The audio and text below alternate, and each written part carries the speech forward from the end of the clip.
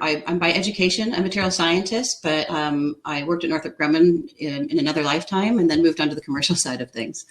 I've been in the 3D printing industry for a little bit, for a while. Started at LPW doing metal powders, moved to Thermo Fisher for QA/QC equipment, then HP for both the metal jet and multi-jet fusion. And then the last 2 years, I've been doing my own consulting business called AM Cubed.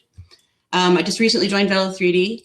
If you're not familiar with Velo, it's next generation laser powder bed fusion systems.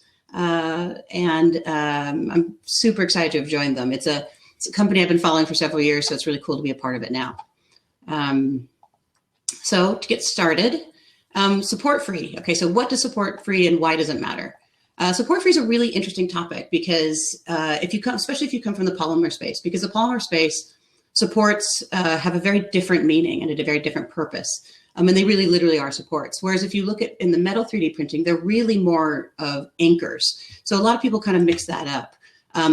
Supports in metal 3D printing are essentially holding down the part. You get a lot of thermal, it's lots of high heat and a lot of thermal effects in these parts. And so you need these anchors to hold them down. Otherwise, they essentially tear themselves apart. So this is a really good image provided by Proto Labs. So there's essentially a 45-degree rule. So if you're going to print anything that's less than 45 degrees, you can see as it progresses closer to 25 and 20 degrees, this part starts to really disintegrate. So the rule of thumb generally is if you're printing anything in metal 3D printing that has an overhang of less than 45 degrees, that you do need to use supports. Back on that slide. So there's two solutions for this. So one is you can reorient the part. So if you want to tilt it to its side so that those overhangs are no longer less than 45 degrees, or really commonly what happens is you just have to simply redesign the part. And that's where design for additive manufacturing or DFAM comes in. So looking at the first solution, you reorient the part in the build. So this is a shrouded impeller and something that we do a lot of at Velo3D. And so if you tilt it like this, you'll see that you get a lot of issues with axis symmetry. So the problem is when you're printing especially round things and things that are rotating is you need them to be very symmetrical. So when you tilt them and print them like this, you break the axis symmetry and it causes issues, several issues. First off, the circularity might be affected. You might not get a perfectly circular part, which obviously can be a really big problem with a rotating part. I picture it kind of like a unbalanced washing machine. You can get really weird mechanical properties. With powder bed fusion technologies, the Z-axis is always a little bit weaker, or typically a little bit weaker than the XY plane. So when you tilt it like this, you're going to get some kind of weird mechanical properties in this part that's intended to have pretty symmetrical properties. And then the same thing goes for surface finish. So you can look at here, this is the same part. It's been printed again at this 45-degree angle, but this is different images showing the angle of the surfaces. So what happens again is you get different surface finishes because different angles are going to have different surface finishes. Some people might say, you know, okay, well, the post-processing is going to take care of that. But the problem really is these kinds of parts sometimes have these intricate internal features that the post-processing might not be able to affect in the way that you need to. So the other reason why you might need supports is holes and channels. So typical kind of rule of thumb again with laser powder bed fusion is you need the holes to be a maximum of 8 to 10 millimeters before you can have to apply supports. So there's some alternatives here. So the alternatives are you can create this elliptical shape, which has a 2:1 aspect ratio with a maximum height of 25 millimeters. More commonly, you see these teardrop shapes or this diamond shape. There's a couple of big problems with obviously those, all three of those, you're going to have issues with fluid dynamics. Circle is obviously the best shape for fluid dynamics and for pressurized fluid. And then when you look especially at these teardrop and diamond shapes, these corners are going to have seriously high stress concentration. It's going to be a source of potential failure. So again, some people, what they recommend is to fillet those sharp points on the teardrop and on the diamond. But again, you're not entirely removing those stress concentrations until you get to a pure circle. And obviously that fluid dynamics is going to still maintain to be an issue. With the SupportFree system at Velo, we can actually print up to 100 millimeter diameters. So that's 4 inches. So you have a lot more design freedom here. You don't have to limit yourself to 8 to 10 millimeters. and you can do lots of intricate internal channels. Let me get back to, I looked at your questions to see if there are any questions. All right.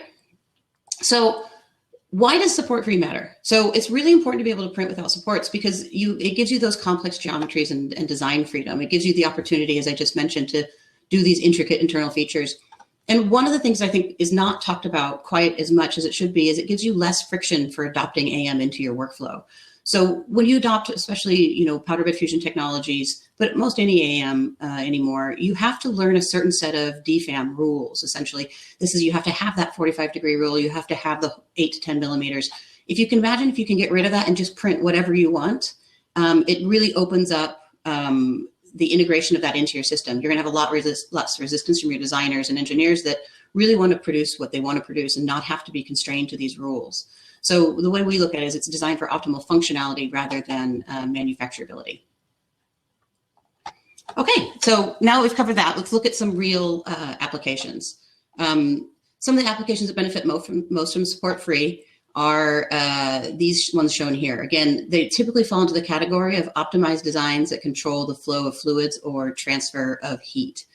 The first one here is the 0-degree airfoils and impellers. So if you followed Velo 3D for a while, it used to be that we could print down to only 10 degrees from horizontal, but in the last year, we've actually managed to be able to get down to a fraction of a degree. So pretty much near horizontal. So you can see on this airfoil, this used to have to have supports on the very, very end, but we no longer have to do that. Again, the next one would be these inner diameter manifolds. Again, it used to be 40 millimeters, but now we've been able to get it up to 100 millimeters. And then the last one is not really as much of a support-free, directly related to support-free, but it's indirectly related. So one of the features of the Velo system is the non-contact recorder. And that enables us to be able to print very, very high ratio, aspect ratio parts. So this part, for example, has wall thickness of 10 thousandths, but is 16 inches high. So you have a 3,000 to 1 aspect ratio on that part. Generally, all of these parts, they fall into the categories of microturbines, turbopumps, heat exchangers, and things that go along in that area. So we're going to talk about a couple of those applications here. So the first one is Sierra Turbines. They've produced a microturbine for hybrid UAV propulsion, UAV, sorry. And then we have Hanwha. They do next generation power generation. So we'll go through those and just right here. So first one is Sierra Turbines. So Sierra Turbines, they've used the Velo system to produce a gas microturbine that could not have been produced in any other way. It enables a hybrid propulsion for high payload UAVs. And from the start, they knew they needed to use AM to produce the part. So they spoke to several different vendors, and all the vendors said, you need to redesign this so there's no 45-degree angles, or no angles less than 45 degrees. And if you look at this part, you can see this is the cross section, obviously. That's a pretty big ask. They're not going to be able to do that. And there's really no way you could even rotate this part. And if the circularity wasn't an issue, which it obviously would be. And what they decided really is that, if you had to redesign this part, then it would be kind of counterproductive because when it comes to the airflow that goes through the turbine engine, the constraint would disrupt the flow and doesn't really lend itself to an efficient engine. So what I'm going to do is I'm going to show you a quick video and essentially let them explain it themselves. Sierra Turbine.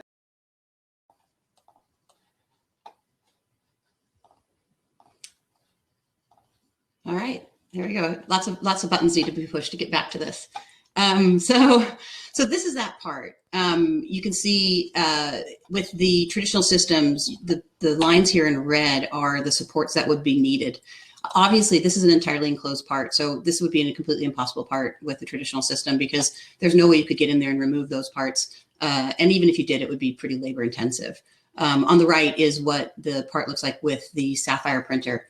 To be in all honesty, it's not entirely support free because down at the very bottom, there is where it connects to the build plate.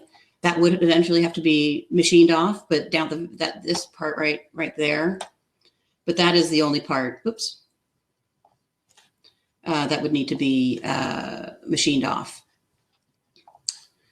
So how do we do this? I mean, that's the big question I think a lot of people always ask. It's a question I've always wondered about. need for sure. And it's really a combination of things. There's 3 parts to the Velo system. There's the flow software, there's the Sapphire printers, and then there's the Sure software quality control at the end. And a lot of this, especially in this case, is pulled from the flow software. So the flow software pulls from a library of pre-developed recipes to assign each feature a set of ideal processing conditions. Whether it's low-angled walls, vertical walls, or lattices and bulk structures throughout the part, these specific processing conditions are automatically applied by flow to mitigate future specific failure mechanisms. So as it goes through the print, the software itself, in coordination with the hardware, change the print parameters based on what those features are. So this library is pretty extensive. And it's all done automatically. Everything's identified before the print begins. So like for this example, with this specific part, we'll have different print parameters when it's printing the bulk section versus when it's printing the vertical walls versus when it's printing the low angle features and lattices. So the second case study is this Hanwha, their next generation power generation. This part's a shrouded impeller, and it was also considered an impossible part prior to being printed on this system. The temperatures and pressures in this system need to be very, very high. And so it's printed in Inconel 718, which is notoriously difficult to machine. But utilizing this technology, they were able to achieve 80% faster build time with 90% less material than with traditional manufacturing. Shrouded impellers in general are great examples of what can be accomplished with support-free technology that couldn't be done otherwise. So that kind of leads into this. So let's take a step back really before we get, this is not obviously the actual Hanwha part, but I wanted to show it as a look at kind of generic turbine vane section. We can see it's a great comparison between traditional manufacturing and digital manufacturing. With traditional manufacturing, production would require multiple steps. It would be multiple machining steps on both the inner and outer hubs of the airfoils themselves. There's a welding process to join the pieces together. There's final machining, heat treatment. It's a really complicated process just to get to the part itself before you can even begin final inspection. With AM and specifically Velo, you can dramatically simplify getting to that initial part. Here's another kind of example, again, not the Hanwha part precisely, but it's a shrouded impeller, and it shows how on the left, these are the supports that would be needed if you were going to produce this in a traditional system. And that piece here on the right, that's straight out of the printer, that's as printed. There you can see there's no supports. So this is the actual part. And you can see here again, with conventional AM, you'd have to have a significant number of supports throughout the whole thing, which again would make it pretty much impossible because these would be very labor intensive to remove. I think in theory it's possible, but obviously it would be quite expensive and time consuming. And again, you can't really produce this at a tilt because then you're going to mess with the axisymmetry of the part, which is going to be really big, especially with these mission critical parts like this. I mean, this is being used in an extreme environment, and it cannot have any axisymmetry, lack of axisymmetry. So this is what it looks like when it's all completed. So obviously this has had some surface or post-processing done on it, but this is what it looks like once you've cut off that bottom part. So this bottom part here is used, so that does need to be cut off. So technically that is a support, but again, it's not anything quite like you would see with internal supports. It's the internal supports that really are the big concern. So that's that. So that's it. I'll look at the questions. I've gone through it pretty fast. Question earlier was asked, how is the 100 millimeter diameter hole possible? So again, that's, let me find the, this is the Velo system. So there's the 3 parts. So the 100 millimeter, again, the support-free, it's a combination of all of the parts, primarily the flow software and the hardware. So the flow software, again, specifies the process in a really detailed manner. And the Sapphire printers, where you have the metrology and control of the process, that there's a lot of sensors inside the printer that measure everything very precisely to ensure the build is executed exactly as the flow instructions tell it to. And then again, there is the non-contact recoder, which is going to be a little bit of a part of it as well. Let's see. Luis wants to know if I can share the video. So the video actually is on YouTube. So there's some really good videos if you want to check it out on YouTube, the Velo channel. There's several videos on this and other similar parts, and they get into quite a bit actually more detail. So that'll be a good place to check them out. And both case studies, there's some videos on there. And Kristin, there's one more question that came in that got upvoted that is actually asking about the standards for critical parts. It's asking that all the actual standards for critical parts ask for qualification of specimens, process, and parts based on a constant set of printing parameters. How do you manage the variable parameters in this case? So that's a really good question. And honestly, the honest answer is I'm not 100% comfortable answering it. That's going to be something I'll have to pass on to somebody else. But what I can tell you is that the Sure Quality Validation software, it's a dashboard that is going to show you all of this data. So it's not like it's done blindly. If that's the concern. The concern being, obviously, if everything is just this black box and you don't know what's going on inside, then that's always going to cause some problems. It is going to be difficult. So the Sure Quality Validation it's a layer by layer dashboard that shows you what's happening during the build and shows you essentially what's going to happen in it. And it's really critical, a lot of this, in terms of repeatability. The system's been designed in a way that if you have a part and you want to print it, let's say at 2 different service bureaus, in 2 different locations on obviously 2 different printers, you can send those parts to those 2 different service bureaus. And with this combination of the flow software with the printer and the Sure validation software, you can be 100% confident that those parts will be identical. So I think that probably I hope that answers your question. But if not, you can definitely reach out to me and reach out to me on either LinkedIn, if you'd like, or I'll put my email back up here, and then you can always email me if you have any, if you want to talk about it a little bit further, and I can definitely put you in touch with the right person. Thanks, Kristin. There's a couple more questions, and I think we have enough time to answer them. Sure. The first one is, does Velo offer printing as a service? So Velo actually is focused more on facilitating the production of parts in general. I mean, I think we view ourselves more as a facilitator of parts rather than a printer manufacturer is one way to look at it.